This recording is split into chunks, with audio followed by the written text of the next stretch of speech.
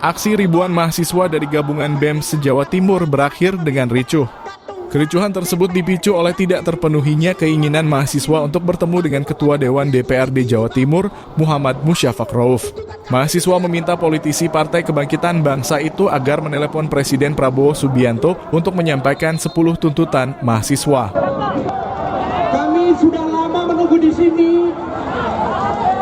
Beginilah suasana kericuhan yang mewarnai masa aksi mahasiswa di depan gedung kantor DRPD Jatim, Senin sore, 17 Februari 2024. Bentrokan terjadi dengan aparat kepolisian saat mahasiswa memaksa masuk gedung DPRD Jatim. Tidak hanya terjadi aksi saling dorong, kericuhan juga sempat diwarnai dengan lemparan batu dan botol minuman. Dalam aksi yang mengangkat tema Indonesia Gelap itu, mahasiswa menyampaikan 10 tuntutan kepada Presiden Prabowo.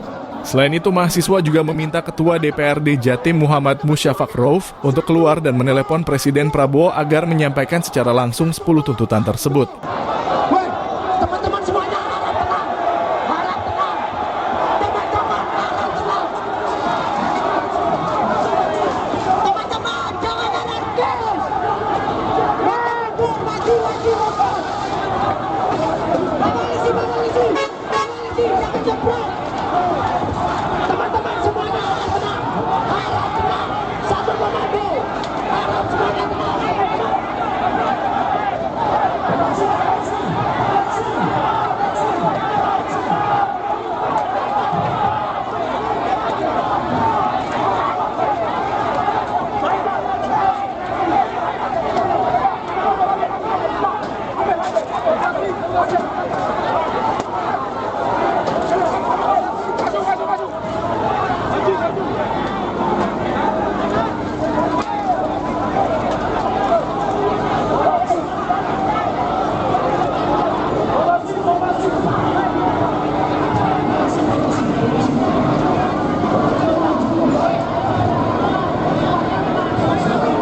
Aulia Tarik Akbar atau yang biasa disebut Atta. Presiden BEM Unair Surabaya mengatakan, mahasiswa meminta 10 tuntutan yang ditandatangani oleh Ketua DPRD Jatim Musyafaq Rauf disampaikan secara langsung kepada Presiden Prabowo atau Ketua DPR RI dan disaksikan secara langsung pula oleh mahasiswa. Kami sebenarnya meminta bahwa saya poin tuntutan 10 yang ditandatangani sama Ketua DPRD Jatim itu, yang kita tunggu berjam-jam, yang sebelumnya ternyata nggak ada di Surabaya, kita tunggu masih bertahan, itu kemudian ditandatangani dan langsung disampaikan melalui via telepon. Karena kami percaya seorang Ketua DPRD Jatim seharusnya memiliki pimpinan Ketua DPR RI paling minimal itu memiliki kontaknya sehingga bisa diteruskan. Karena belajar dari pengalaman kemarin, ketika kita selesai aksi, terus kita tanda tangani, selesai habis itu seakan-akan tidak ada apa-apa. Maka dari itu, karena ribuan massa sudah berkumpul di hari ini dan di tempat ini, kami ingin menyaksikan langsung bagaimana kemudian DPRD Jatim sebenarnya, kita juga ingin mencetak sejarah. Kapan lagi Ketua DPRD Jatim bersinergi dengan mahasiswa, langsung telepon Ketua DPR RI bahwasanya 10 poin tuntutan itu disampaikan dan harus dipertimbangkan, kan seperti itu. Itu kan sebenarnya nggak ada salahnya dan bahkan jauh lebih bagus sebenarnya seperti itu. Nah cuma tadi sayangnya direspon negatif, belum sampai ditelepon. Tadi ditelepon terus ada intriknya ditolak dan semacamnya, bahkan Ketua DPRD Jatim bilang tidak memiliki kontaknya. Ya sudah, akhirnya kertas kami dibawa terus Ketua DPRD Jatim sampai sekarang kita nggak tahu. Untuk diketahui 10 tuntutan itu sendiri diantaranya. 1. Menolak efisiensi anggaran di sektor pendidikan karena mengancam investasi masa depan bangsa menuju Indonesia Emas 2045.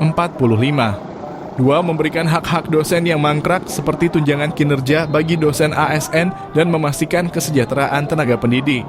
3. Menuntut peninjauan ulang terhadap program makan bergizi gratis dengan mempertimbangkan efektivitas, transparansi, serta dampak kebijakan terhadap kesejahteraan masyarakat luas.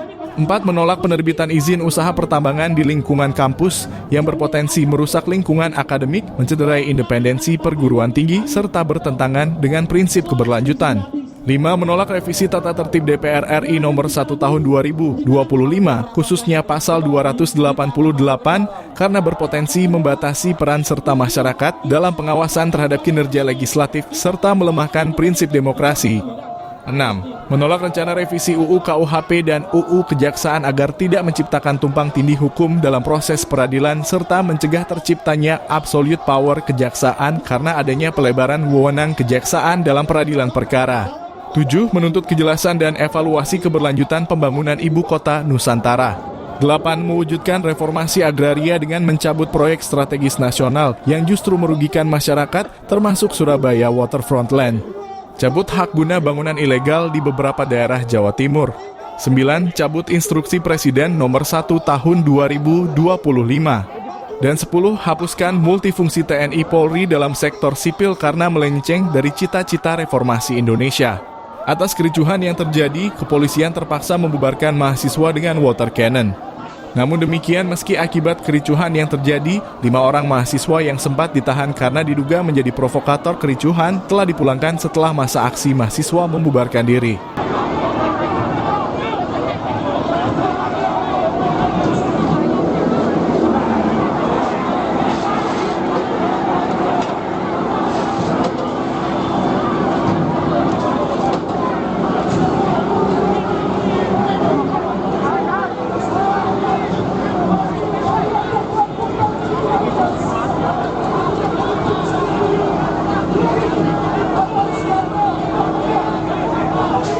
Dari Surabaya, Tim Liputan Potret Kota.